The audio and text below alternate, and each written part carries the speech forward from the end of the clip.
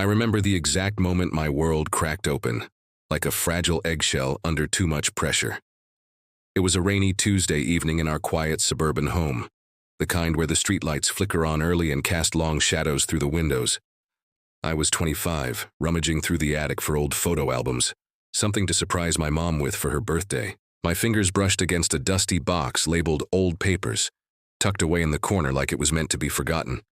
As I pulled it out, a yellowed envelope slipped to the floor, spilling letters that smelled of faded ink and secrets long buried. My heart pounded as I unfolded the first one, not knowing it would unravel everything I thought I knew about my family. The letter was from a woman named Elena, dated back to when I was just a baby. Her words were desperate, scribbled in a hurried script. "I can't keep her. Your wife knows, doesn't she? This adoption is the only way to make it right." I sat there on the cold attic floor, the rain drumming against the roof like an insistent heartbeat, and read on. Elena was pleading with my dad, my adoptive dad, to take me in, to raise me as their own. But it wasn't just any plea, it was laced with guilt and something deeper, something forbidden. Our nights together were a mistake, but she's the proof. Hide her in plain sight. My hands shook as I pieced it together. Elena was my biological mother, and my dad. He wasn't just my savior, he was part of the reason I existed. Growing up, I'd always felt a little out of place in our family. My parents, Mark and Susan, were the picture of stability. High school sweethearts, married young, built a life in this cozy house with a white picket fence. They adopted me when I was 6 months old, or so the story went. Mom would tell me how they couldn't have kids of their own, how I was their miracle.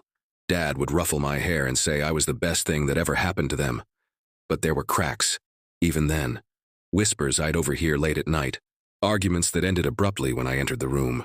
Once when I was 10, I asked about my birth parents, and Mom's face went pale, her voice sharp. "They're gone, sweetie. We're your family now." I never pushed it, afraid of the shadows in her eyes. As I dug deeper into that box, more letters emerged, each one a dagger to my chest. Elena described stolen moments with my dad, meetings in cheap motels, promises whispered in the dark. He was married to Mom, but Elena was his colleague, someone who filled the voids in his life that Mom couldn't. Their affair lasted months, until Elena got pregnant with me. Panic set in. Dad couldn't leave Mom. She was the stable one, the one with the family money and the perfect image. So they hatched a plan. Elena would give me up for adoption, but not to strangers, to Dad and Mom themselves. It was genius in its cruelty. Mom knew about the affair, the letters revealed. She agreed to the adoption to save face, to keep the scandal from tearing their world apart. "We'll raise her as ours," one letter from Dad said. "No one will ever know." I felt sick, the attic spinning around me. Tears blurred the words as I confronted the truth. I was not adopted out of love or charity. I was a cover-up, a living bandage over their betrayal. My entire life was built on this lie. I thought of all the family dinners, the holidays, the I love yous exchanged like currency. Were they real, or was I just a prop in their twisted play? That night I didn't sleep. I paced my room, replaying memories. Like the time Dad missed my school play because of work. But now I wondered if he was seeing Elena again, or how Mom would sometimes look at me with a distant sadness, as if I reminded her of something painful. The next morning I confronted them. I couldn't hold it in, the raw ache was too much. We were in the kitchen, Mom sipping coffee, Dad reading the paper like any other day. "What's this?" I demanded, slamming the letters on the table. Their faces drained of color. Mom's cup clattered to the floor, shattering into pieces that mirrored my heart. "Honey, it's not what you think," Dad stammered, but his eyes betrayed him. Mom just stared, tears welling up. "We did it for you," she whispered. But as the argument escalated, secrets spilled out. Elena's full story, the affair's messy end. Elena had vanished after the adoption, cutting all ties. Or so they said. But then Dad admitted something that floored me. Elena was still alive, living in a town just hours away. He'd kept tabs on her all these years. The revelation hit like a storm. Why hadn't they told me? Why build my life on this foundation of deceit? I stormed out, driving aimlessly through the rain, my mind a whirlwind of anger and hurt. Part of me wanted to find Elena, to demand answers from the woman who'd given me life only to hand me over as a secret. But as the miles blurred by, doubt crept in. What if meeting her shattered me further? What if the truth was even darker? I pulled over, sobbing into the steering wheel, realizing this was just the beginning. My family wasn't what it seemed, and neither was I. The drive to Elena's town felt like crossing into another life, one where the rules of my reality no longer applied. It was 2 days after the confrontation, and I'd barely spoken to my parents since. Their calls went unanswered, their texts ignored. I needed space to breathe, to process the betrayal that burned like acid in my veins. Elena's address was scribbled on a scrap from one of the letters. A modest apartment in a faded coastal city, the kind of place where people go to disappear. As I knocked on her door, my pulse thundered in my ears. What would she look like? Would she recognize me? The door creaked open, and there she was, a woman in her 50s with eyes that mirrored mine, lines of hardship etched into her face. "Can I help you?" she asked, her voice tentative.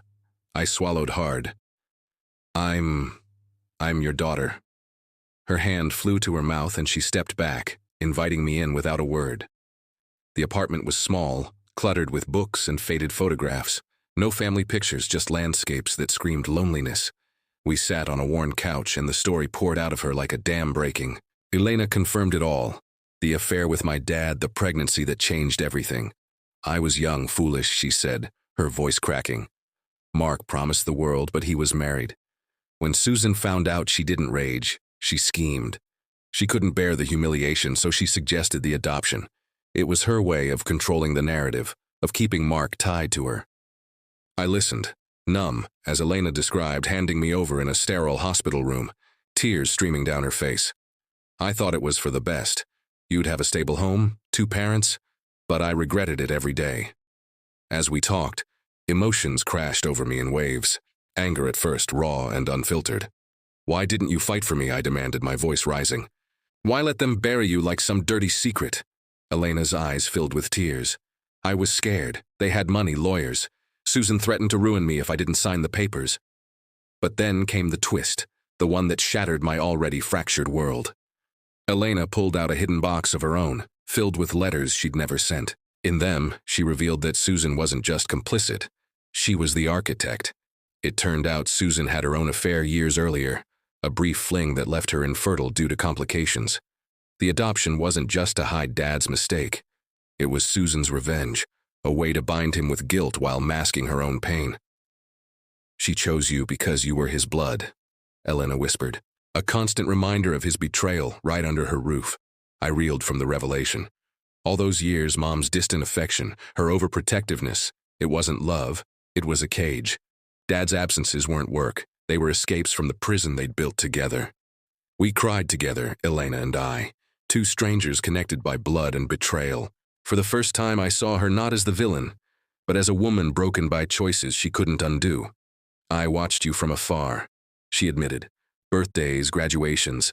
I was there in the shadows wishing I could hold you." That confession cracked something open in me, a flood of empathy amid the hurt. We spent hours talking, sharing stories of what could have been. It was healing, in a raw, painful way, like lancing a wound to let the poison out. Confronting my parents again was inevitable. I drove back home, armed with Elena's truths. The showdown was explosive, Dad crumbling in shame, admitting his cowardice. "I loved you both," he said, voice breaking, "but I chose wrong." Mom, for once, dropped her facade. "I thought raising you would fix us," she confessed, tears streaming. But it only made the lies heavier. In that moment, I saw them not as monsters, but as flawed humans trapped in their own web. The shocking twist came when I learned Elena had reached out years ago, begging to see me, but they shut her down, fearing exposure. It was the final betrayal, the one that pushed me to my breaking point. Yet from the ashes of that heartbreak, something shifted. I didn't forgive them overnight. The pain was too deep, too real. But I started healing, reclaiming my story. I moved out, built a life on my terms, even forming a tentative bond with Elena. We meet for coffee now, piecing together lost time. Looking back, the betrayal that nearly destroyed me became my strength. It taught me that family isn't blood or papers. It's the truth we choose to live. Sometimes the hardest goodbyes are to the illusions we clung to, and in letting go, we find the power to rise. If you're watching this, know that your secrets don't define you. You do.